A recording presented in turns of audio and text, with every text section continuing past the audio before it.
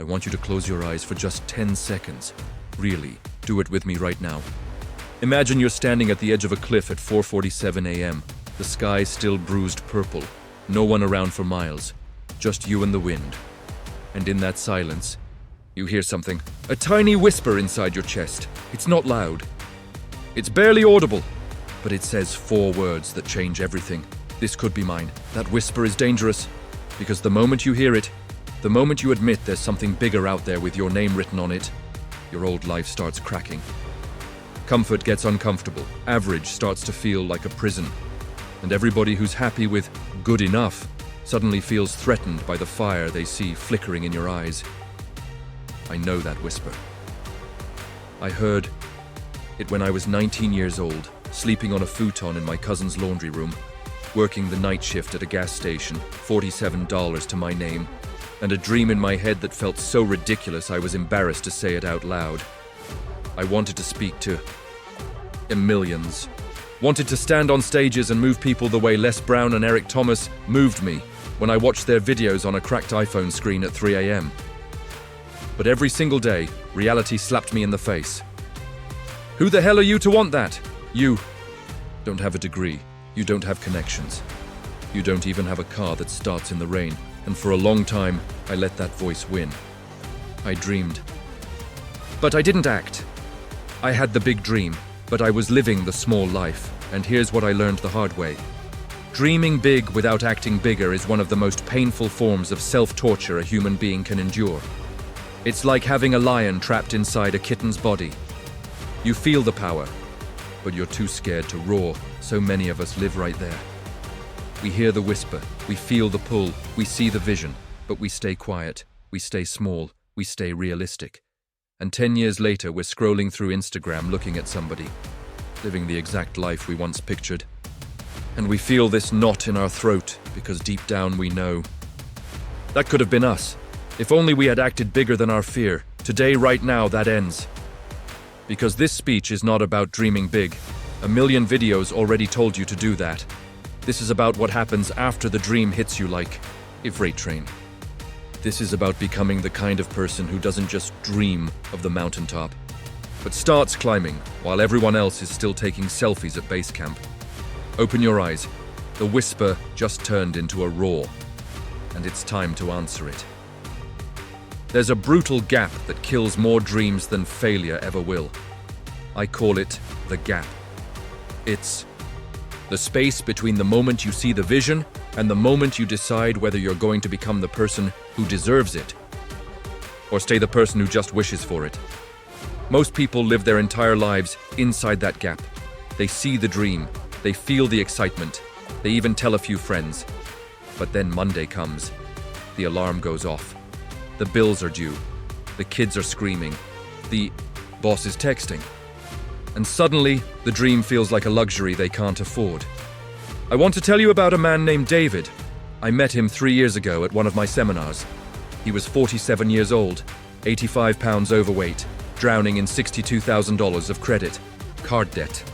And he hadn't spoken to his daughter in 4 years because he missed her wedding to work a double shift he didn't even need. He sat in the back row with his arms crossed, looking like he was daring me to change his life. At the end of the event, he came up to me with tears in his eyes and said, "I know what my dream is. I want to be healthy. I want to be debt-free. I want my daughter back. But every time I try, something pulls me back. I don't know how to cross the gap."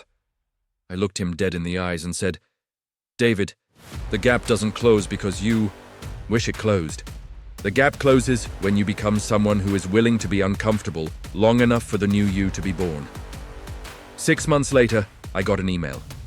Subject line: I crossed it. He sent me a picture of him standing on a mountain in Colorado, 82 pounds lighter, holding a letter from his daughter that said, "Dad, I'm proud to call you my hero again."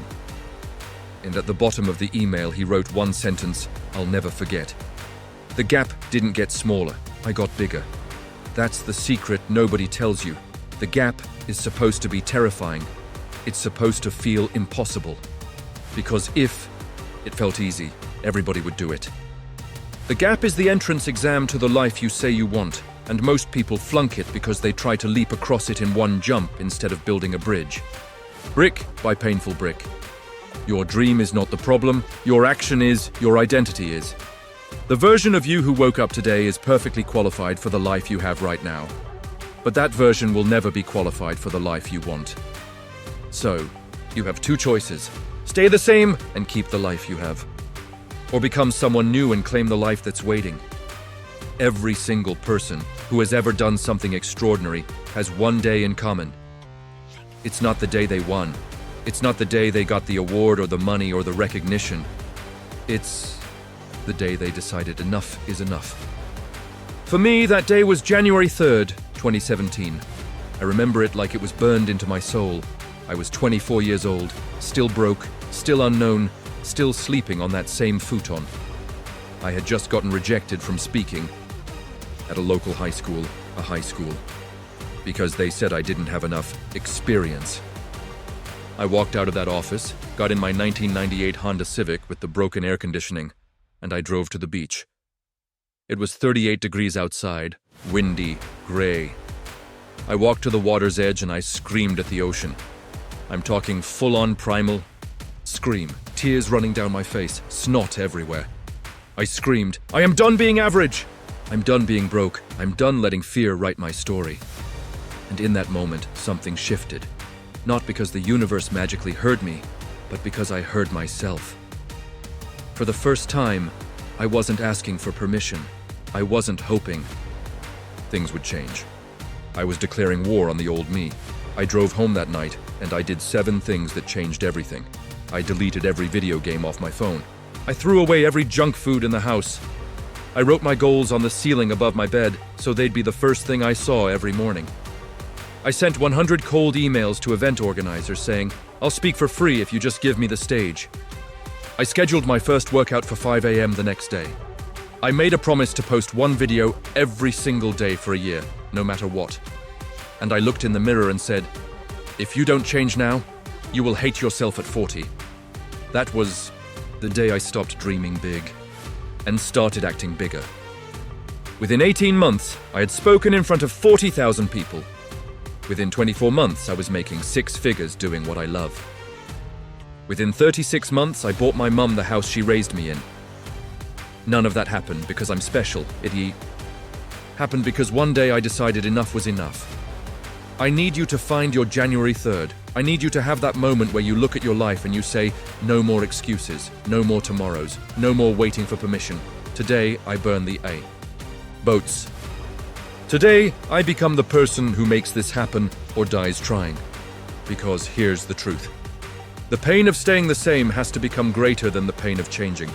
Most people never change because being broke is painful. But trying and failing feels worse. Being overweight is painful. But the gym on January 1st is worse. Being unknown is painful. But putting yourself out there and getting ignored or ridiculed feels worse. So they stay stuck. But the moment you decide that staying the same is no longer an option, something supernatural happens. Obstacles start looking like opportunities. Rejection starts feeling like redirection. And every single no brings you closer to the yes that changes everything. Everybody wants the dream. Very few people want the war that comes with it, the war nobody sees. The war that happens at 4:52 a.m. when your alarm goes off and every cell in your body begs you to stay in bed. The war that happens when you post your 47th video and it gets 11 views. The war that happens when your family calls you crazy, when your friends stop inviting you out because you're too intense now, when the bank account hits 0 and the doubt screams, I told you this wouldn't work. That war is where champions are forged.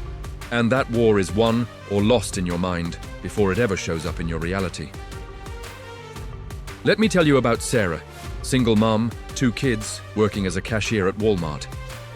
She wanted to start a baking business from her tiny apartment kitchen. She started posting her cakes on Instagram after putting her kids to bed at midnight. For 8 straight months, she got 0 orders. 0. People would comment heart emojis, but nobody bought. Her mom told her to get a real job. Her baby daddy laughed at her. She almost quit 37 different times. But every night she would put her phone on the pillow next to her and whisper, "This is for my babies. I'm not building a bakery. I'm building their future." 1 year later, she hit $10,000 in 1 month. 2 years later, she opened her first storefront today. Her brand is in 3 states, and she employs 12 single mums who were exactly where she was. When I asked her what the difference was, she said, "I stopped fighting the circumstance and started fighting the story I was telling myself about the circumstance." It's the invisible war. It's not against the haters, it's not against the algorithm, it's not against the economy. It's against the voice in your head that wants to keep you safe, small, and surviving instead of thriving. You win that. The war with 3 weapons. Weapon 1, identity. Stop saying I'm trying to become successful. Start saying I am a person who finishes what I start, period. Your identity creates your habits. Your habits create your results. Weapon 2, micro wins. Celebrate the days you showed up when you didn't feel like it. Celebrate the workout. Celebrate the cold email. Celebrate the salad instead of the pizza. Stack enough micro wins and momentum becomes your superpower.